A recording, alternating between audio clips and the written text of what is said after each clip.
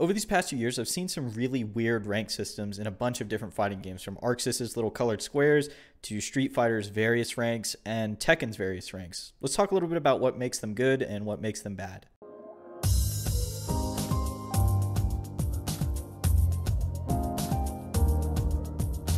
But before we get into it, if you enjoy this video or any of the ones you might have seen here in the past, consider subscribing. I'd like to hit 5,000 by the end of the year. Let's start off with DBFZ and Street Fighter V. They both use the LP or BP system in DBFZ, and I think that this system is very effective at keeping people going, because if you look at the higher ranks, right? So if we pull it up and we look at when you start to get like Ultra Instinct or Angel or Grand Priest or Zeno in DBFZ, or you get to GM and UGM and Warlord in Street Fighter V, the gaps between the LP are significant, like very large. So to get from Grandmaster to Warlord, for example, 35,000 points to 300,000 points. And the higher you go up, the less LP you get from lower ranks. So if you are a UGM player or you're a GM player and you play a Diamond player, you're only going to get like maybe 10 to 30 points, right? It's very small, but the penalty for losing to a player ranked significantly lower than you is immense. You lose like 100 points or like 90 points. It very much sets you back, and it's there to, one, keep you grinding towards the next rank, and to keep you interested in ranked, right? It's very much a weird way to do it, but I could see why they do it. Now, a lot of popular games use this system, right? League of Legends, Apex Legends, they use this system, but the thing about those games is they reset at some point. At a season, they'll reset, and they'll reset your points to whatever it is. Usually it's around where you ended. So let's say in League of Legends you ended gold, you probably get placed back around silver 4, silver 3, or something like that. So you're not being pulled too far down, but it's being pulled down and reset to keep you interested and to keep you grinding to get better. The problem with the BP system and LP system in fighting games that I do not understand, they don't reset at all. They don't reset the leaderboards. It's like they don't care. They just want you to keep playing the game. And they don't really care about ranked, right? Which is fine, because offline play usually sort of subsets that. Like, people don't care about ranked because they can just play offline and have good competition. But when the world is in a pandemic, or like people are moving more and more online, we saw that with Guilty Gear Strive when that game came out and the netcode was really good. A lot of people started playing online more.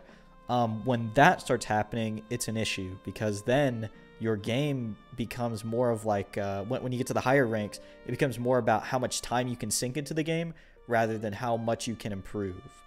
And then things like in Street Fighter V, for example, things start happening where there's players who are rank inflated, right? So instead of actually being like, I don't know, a GM level player or a Masters level player or a Diamond level player, whatever it may be, it's just a matter of they sunk enough time into the game where they eventually, like, the point differential just like leveled out to their advantage, right? So you'll see people in Diamond in that game that have like 60, 70,000 matches and are significantly worse than like their Platinum counterparts, just because they played so many more games, and those little bit of points that they've been shaving off the top just added up over time, right? Things like that start to happen if you don't reset the ranks. So yeah, good thing. It always gives you something to work towards. The bad part is that they don't reset it for some reason. So at a certain point, it just becomes a matter of how much time you can sink into it rather than actually getting better, right? League of Legends actually resets every season, right? They'll reset you to a certain amount, like I said, but they also reset the top players. So like Challenger, and I think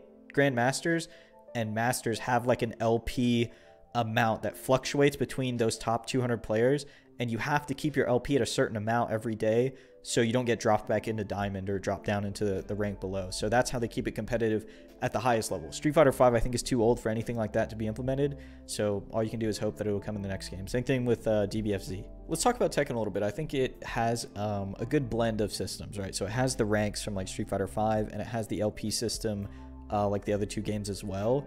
The only thing is that you can like endlessly rematch people. So sometimes you can get your rank inflated if you just beat the shit out of somebody for like an hour and a half.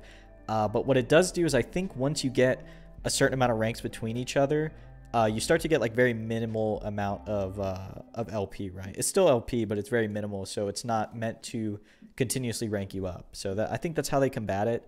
While still letting you play somebody over and over again so you can have long sets, which is cool, right? It's always cool to, to lock players into a first to two, like in, I think MK does that. They'll lock you in the first to two, and if you leave, you get the loss or whatever.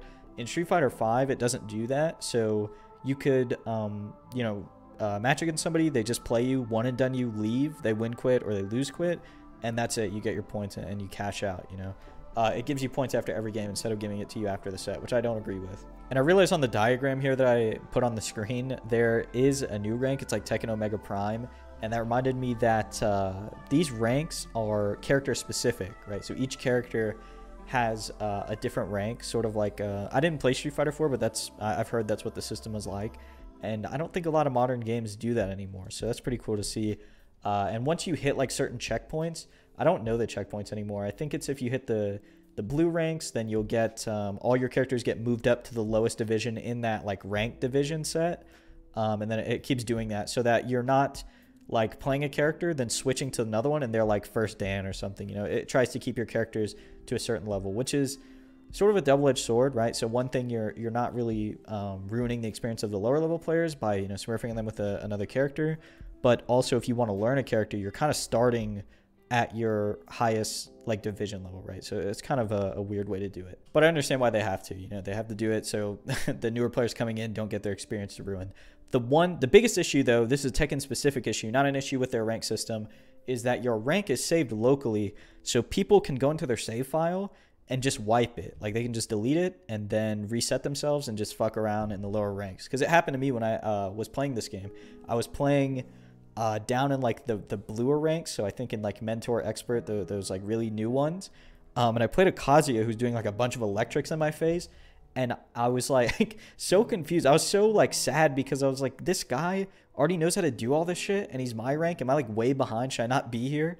And then I added him on Steam because it shows up on your recent players. So I opened it and I added him and I messaged him and I said, like, are you new or what's going on here? And he said, no, I wiped my save file. I'm just playing in the lower ranks for like, I guess for fun. That's just a really weird quirk about this game that I've never seen anywhere else. Maybe like in single player games, but never have I seen a rank system locally saved like that. And I don't even know if that's an issue anymore. Somebody let me know down in the comments if you could.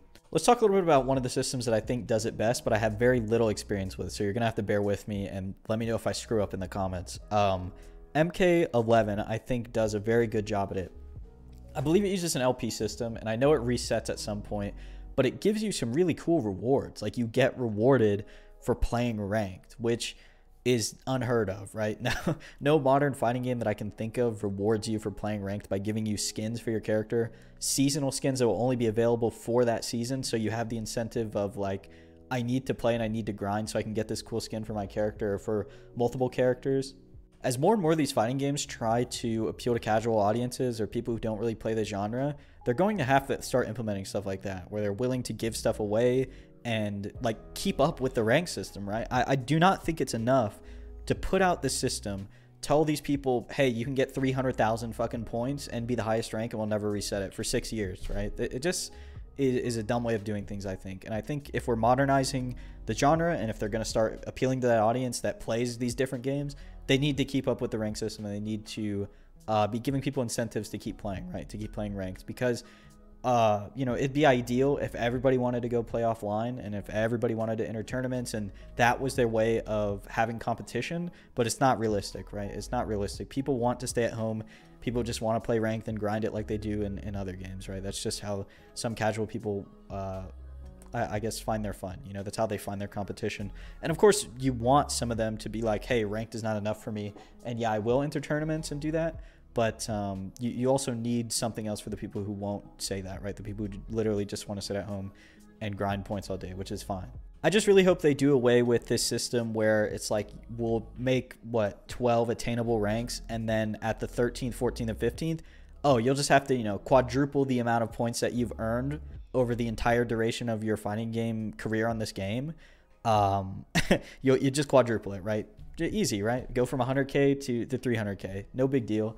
And also, we're going to take away 100 points every time you lose, and we're going to give you 10 for winning, right? It's just like giving a bunch of kids, it's like a substitute teacher walking in and giving you a bunch of busy work, right? That's what it feels like. So I hope they do away with that system completely. Let's briefly touch on Arc System Works tower system that they put in Guilty Gear Strive, right? So if you don't know, you go from floor 1 to floor 10, that's the tower, but you get placed in various spots, right? You don't get placed at floor 1. You can get placed anywhere. I've never seen anybody in floor 1, to be honest with you. I think you can get placed from like 2 to 6, right? So if you beat the AI, I'm I have a theory that it works how Granblue did. If you ever played that game, when you boot it up, you have to run like an online test thing. You have to play against a bot so it can place you.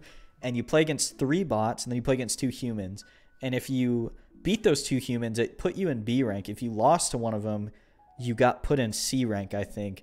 And I believe that's what they did in Strive, but with just a bot. Like, you beat the shit out of the soul bot, and I got placed floor 6, for example, and some of my friends got put floor 4. I don't know what determines it, if you lose to it or if you win against it, or how much damage you do or combo. I don't know how it determines it, but you can get put at 6 or 4 usually. Maybe you can get put lower, I don't know.